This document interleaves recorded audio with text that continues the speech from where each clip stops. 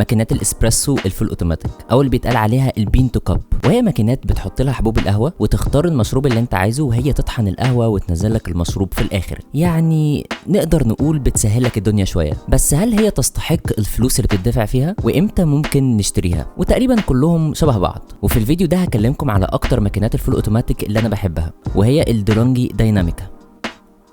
هلو اصدقائي الاعزاء، اهلا بيكم في حلقه جديده من زمين ستوري. انا عارف ان انا ما بنزلش فيديوهات كتير الحقيقه يعني، بس بحاول. يعني ده اول فيديو اعمل فيه ريفيو الكوفي ماشين، وهعمل ريفيو للديلونجي دايناميكا. دي مكنه العيله كلها بتشرب منها الحقيقه، موجوده معايا بقالها 2.5 سنين لما حسبت كده. فالمكنه دي معايا بقالها تقريبا 914 يوم، يعني تقريبا بيتشرب منها من 5 ل 6 مشاريب قهوه في اليوم. اظن 5 ل 6 كوبايات في اليوم من 2.5 ده يدل ان عمر الافتراضي للمكنه لحد دلوقتي كويس. يلا بينا نبتدي واحده واحده كده نعرف المكنه دي بتعمل ايه. المكنه دي بيجي معاها ده التانك اللبن اللي بنحط فيه اللبن عشان تعمل مشروبات لبن. طبعا فلتر ميه بيتحط في المكنه، المفروض يتجدد كل 3 شهور تقريبا، فانا ما بجددوش. يعني انا بستخدم ميه متفلتره، فانا يعني مش كل شويه انزل اجيب فلتر، فبصراحه ما بجيبش. دي بقى البوكس انا محافظ عليه لغايه دلوقتي. بيجي معاه معلقه لمعيار القهوه. لو انت معاك قهوه مطحونه، المكنه دي بتعمل لك القهوه المطحونه برده اسبريسو، فانت بتستخدم معاها المعلقه دي، وفرشه عشان تنظف المكنه كويس. واخيرا وليس اخيرا ديسكيلر، ده اللي هو الماده المحلول اللي بيتحط في الميه وننظف بيه المكنه وكده. انا لغايه دلوقتي ما استخدمتوش، مش عارف ليه. تقريبا كنت عايز اعمل بيه فيديو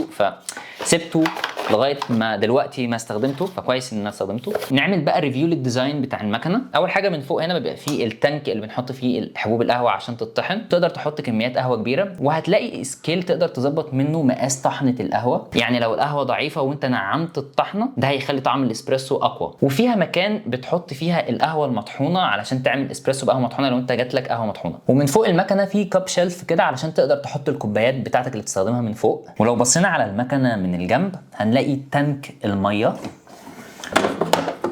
بصوا يا جماعه، عايز اقول لكم حاجه. تانك الميه بيتمسك من هنا ويتشال. هي المسكه مريحه، بس هي تتمسك من ناحيه واحده، ودي حاسسها مش حاجه مريحه قوي في الديزاين بتاعها. في ماكينات فول اوتوماتيك بيبقى المسكه بتاعتها من فوق، فبتبقى مريحه من اي اتجاه، بس الى حد ما التانك بياخد كميه ميه كبيره جدا. فلتر الميه بقى بيتحط جوه هنا علشان يعمل فلتره للميه. طبعا لو استخدمت فلتر ميه هو احسن طبعا، هنسيبه على جنب دلوقتي. لو بصيتوا على المكنه من الجنب هتلاقوا في مكان بتفتحوه، بتلاقوا جوه بقى البامب والمكنه من جوه عامله ازاي. تقدر تشيل الجزء اللي موجود جوه ده. القهوه بتضغط هنا، وممكن تنضفها بشكل منفصل وترجعها تاني.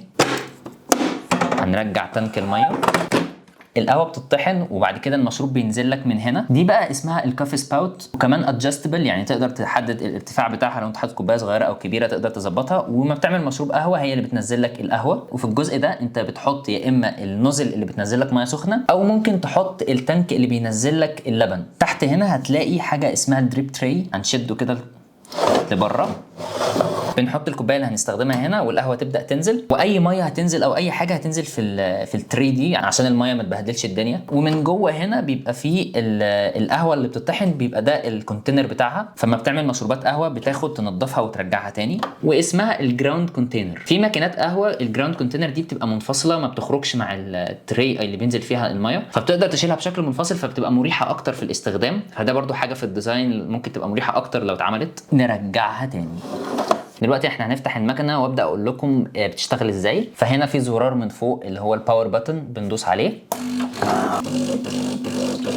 اي مكنه فول اوتوماتيك المفروض لما بتفتحها بتنظف نفسها الاول. فدي الميه اللي نطفت، اتمنى تكون باينه. وحاجه مهمه جدا، ما تفصلش المكنه من الفيشه، دايما اقفلها وافتحها من زرار الباور، علشان لما بتقفلها هي بترجع للوضع الطبيعي بتاعها. لو انت شلت الفيشه مش هترجع للوضع الطبيعي بتاعها من جوه. اعمل دلوقتي ريست للمكنه كاني لسه جايبها جديده، واقول لكم ايه اللي بيطلب منكم وانتوا لسه بتفتحوا المكنه دي. لو فتحت المكنه لاول مره هيطلب منك تظبط درجه حراره الميه، وده بيخلي المشروب ينزل سخن اكتر كل ما تسخن الميه. تاني حاجه تطلب منك الووتر هاردنس، يعني عايز يعرف الميه اللي انت بتستخدمها فيها نسبه معادن قد ايه. المفروض يعني المكنه بيجي معاها زي ورقه كده بتقيس بيها الهاردنس بتاعت الميه بتاعتك، وعلى الاساس ده بتظبط الليفل بتاع الهاردنس بتاعت الميه بتاعتك. وبتظبط المكنه بتقفل امتى بعد ما تفتحها. ودي ميزه كويسه في ماكينات الفول اوتوماتيك، ان هي بتقفل لوحدها علشان ما تفضلش مفتوحه على طول. طبعا تفاصيل الووتر هاردنس والحاجات دي كلها ممكن تعرفها وتفهمها اكتر من الكتالوج بتاع المكنه. يعني تعالوا بقى اعرفكم على كل زرار في المكنه بيعمل ايه. اول زرار هو الاسكيب الاسكيب بutton. ده لو انت مثلا موجود في المنيو بتاعت المكنه وعايز ترجع ورا تعمل باك او اي حاجه، هو الزرار ده بيخرج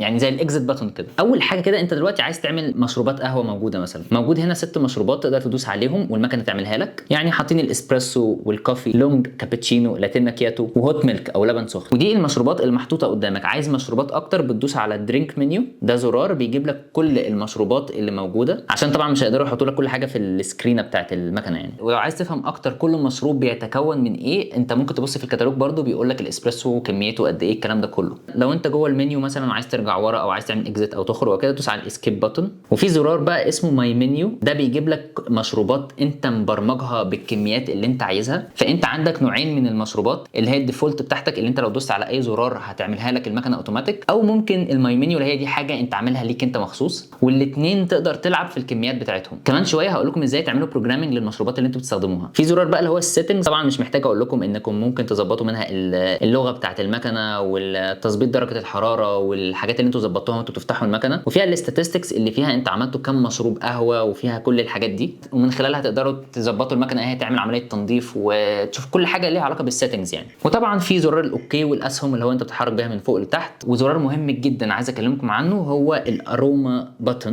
الاروما بutton ده اللي بتتحكم فيه كميه القهوه المطحونه في كل مشروب، وفي منه 5 ليفلات. ايه الفرق ما بين الجرامات ما بين اقل ليفل واعلى ليفل؟ انا ما اعرفش الصراحه لان مش مكتوبه في الكتالوج، انا محتاج اقيسها يعني بنفسي. كل مشروب بيبقى ليه الاروما بتاعته، او ممكن انت تظبطها انت مانيوالي. فانا دلوقتي هجرب اعمل لكم اسبريسو وافهمكم كل ده بشكل عملي اكتر. اول حاجه هنفتح التانك اللي بنحط فيه القهوه الحبوب، ونحط الحبوب ونظبط مقاس طحنه القهوه. وانا ارشح ان انت تظبطها على 3، مع العلم ان انت لو نعمت الطحن قوي وطلبت من المكنه تعمل لك لونج كوفي او مشروب يعني بياخد وقت طويل جدا في التحضير، ممكن تقف في النص عشان الطحنه ناعمه قوي فما بقتش قادره تعمل المشروب اللي هو بياخد وقت طويل في التحضير ده. هنحط الكوبايه وهطلب من المكنه تعمل لي شوت اسبريسو.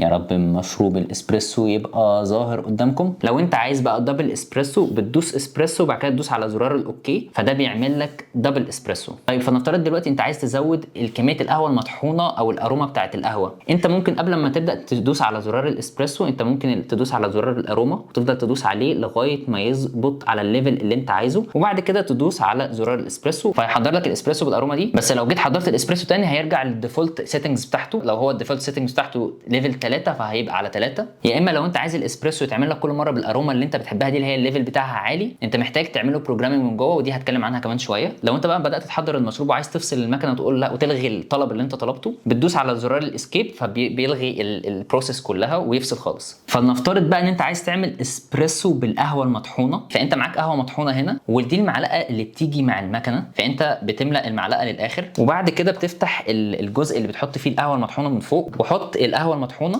وقبل ما تحضر شوت الاسبريسو برضو تروح على زرار الاروما وتفضل تدوس عليه لغايه ما يجي لك العلامه بتاعه القهوه المطحونه، وبعد كده حضر الاسبريسو هيحضرها لك بالقهوه المطحونه. وكل اللي انا قلته ده بيتطبق تقريبا على كل المشروبات. ازاي بقى بنحضر المشروبات اللي باللبن؟ اول حاجه هو هنا بيبقى فيه جزء، بعدين بقى في الميه اللي عماله تنزل بيبقى لحد ما يعني في حته كده تنظيف كتير. الجزء ده يا اما بتحط فيه النوزل بتاعه الميه سخنه اللي بتنزل لك ميه سخنه، او ممكن تحط فيه التانك بتاع اللبن. تانك اللبن من فوق كده في حاجه بتحدد منها انت عايز الفوم بتاع اللبن يبقى قوته عامله ازاي. فخلونا كده نجرب مع بعض نعمل حاجه. انا مليت التانك لبن اهو وهحطها بالشكل ده، وهنعمل مع بعض كابتشينو. طبعا انا مش عارف الكوبايه دي مقاسها مظبوط على الكابتشينو ولا لا، بس تعالوا نجرب.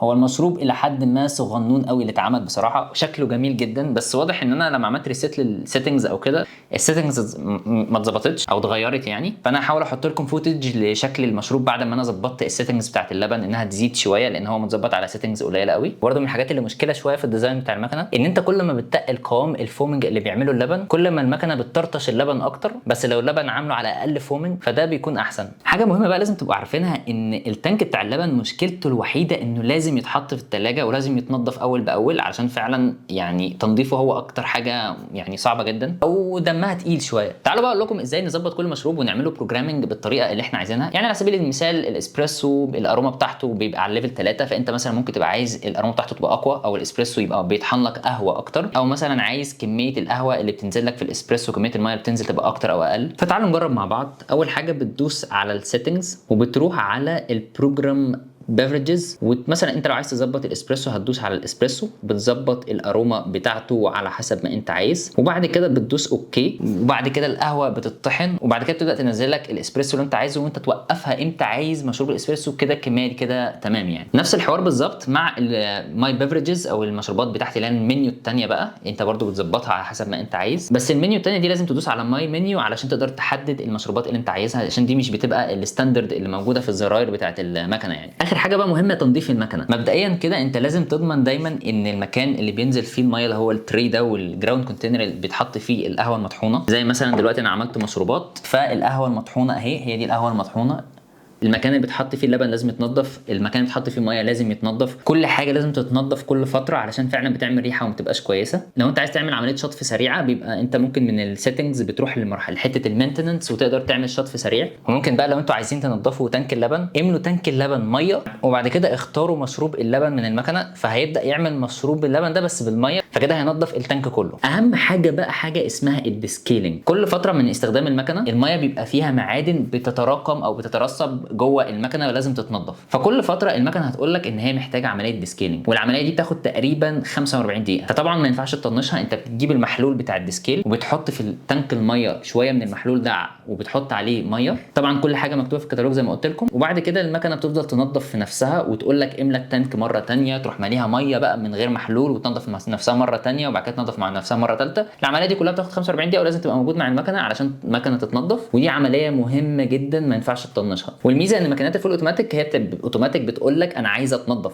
نظفني. طيب انا تقريبا شرحت كل حاجه مهمه في المكنه، وهنا هجمع كل حاجه واقول لكم ليه ممكن تشتروا مكنه فول اوتوماتيك. مبدئيا اي مكنه هتشتريها انت لازم يبقى معاك فلوس اصلا، المكنه دي بتبقى غاليه مش رخيصه، وبتجيبها لو انت عايز حاجه تطحن لك القهوه وتحضر لك مشروب قهوه كويس جدا في فتره سريعه قوي. وانا شايف ان الكواليتي اللي بتطلعها من القهوه كويسه جدا على قهوه بتتعمل في البيت، لو انت معاك بادجت ليها انك تحضر لك الوقت في وقت بسرعه. هي بتعمل لك كل المشروبات اللي انت عايزها تقريبا، بس خلينا متفقين ان تقريبا انت ما بتشربش منها غير 1 أو 2 مشروب كل يوم، فانت مش بتستخدم كل المنيو. فمش معنى ان المكنه بتعمل لك مشروبات كتيره جدا ان انت تحس ان هي ايه ده، دي واو دي بتعمل حاجات جامده، عشان عادي هي مش هتستخدمها كلها صدقني. ميزتها ان هي بتعمل لك قهوه حبوب وقهوه مطحونه، بس في القهوه المطحونه هي مش احسن حاجه قوي. من ساعه ما جبتها من 2.5 سنين لغايه دلوقتي هي البرفورمانس بتاعها حلو جدا. في اجزاء طبعا من المكنه او البادي بتاع المكنه بلاستيك، بس برضو المكنه خامتها نظيفه وتستحمل معاك. وبرضو خلينا متفقين ان الماكينات الفول اوتوماتيك محتاجه تنظيف، محتاج انك تخلي بالك منها، الغلطه فيها او ان لو باظت او حصل اي حاجه، هي مكنه غاليه وبيبقى فيها كنترولر من جوه، فطبعا بيبقى فيها الى حد ما اي غلط اي مشكله اي وقعه اي حاجه انت بتخسر المكنه كلها لو ما لقيتش صيانه ليها يعني. وبكده نكون وصلنا لاخر الفيديو. لايك سبسكرايب، اعملوا كل حاجه، اعملوا كل حاجه عشان الكونتنت يوصل لناس اكتر. وما تنسوش تعملوا لي فولو على اكونتس الانستجرام والتيك توك والفيسبوك، وكل ما هو قهوه